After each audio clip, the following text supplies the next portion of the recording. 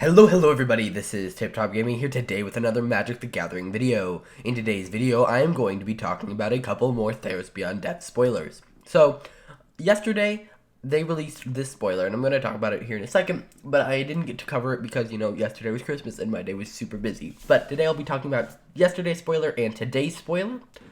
So why don't we jump right into yesterday's spoiler.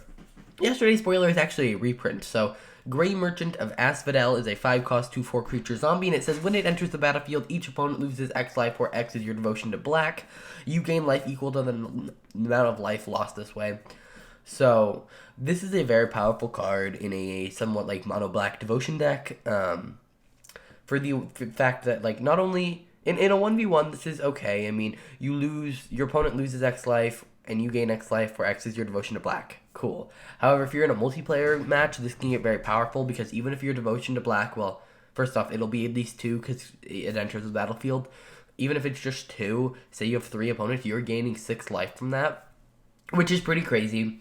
I think if this is in the right deck, this could be pretty devastating in a mono black devotion deck.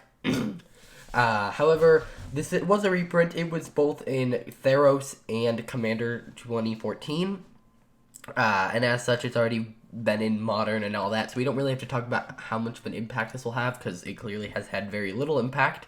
However, I think it'll be an interesting addition into Standard, and could be a very big bomb in Limited, depending on how much devotion is seen throughout the set. Alright, today we got this spoiler, which, of course, they posted on Instagram, which, of course, Instagram is a jerk and won't let me make this bigger.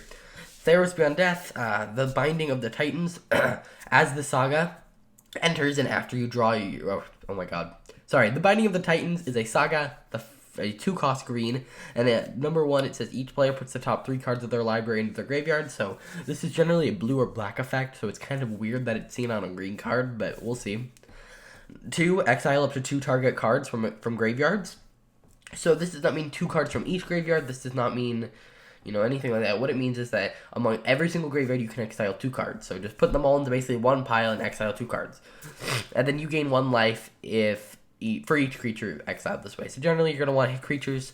However, this is, again, more graveyard hate. That's something I didn't mention with the spoiler on Christmas Eve, or the 24th, was that god, the flavor was that it was mad at Elspeth, and the mechanic also was Elspeth hate, because escape requires you not only to have cards in your graveyard to exile, but also the card stays in the graveyard, which means I expect there to be a lot of exile cards from graveyards, because that interacts with the escape mechanic.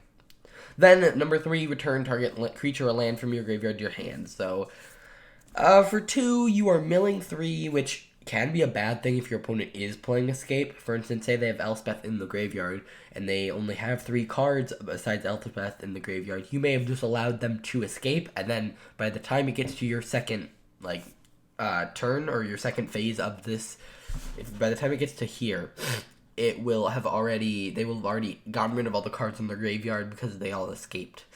So I don't know how well that's gonna do. On top of that, return target creature card, that's fine. For 2, that's pretty good. However, you do have to wait 3 turns. I think this will see play in Limited. I don't think this will have much effect on Standard.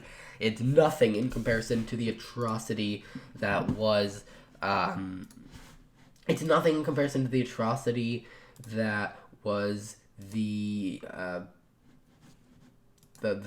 first spoiler that we got, which was this terrible thing, this thing was rough. It is pretty bad. It's gonna ruin Standard, like I said, but I don't know. We'll have to see how much impact this really has. It's almost impossible to tell beforehand, but I would say that this card is going to be a very dangerous one. The 2 ones that were spoiled, I think they're interesting, good and Limited. However, I don't think they're going to see much play outside of that. Alrighty guys, that's going to do it for this video. If you enjoyed, please hit that like button, subscribe, and I'll see you guys in the next video. Bye.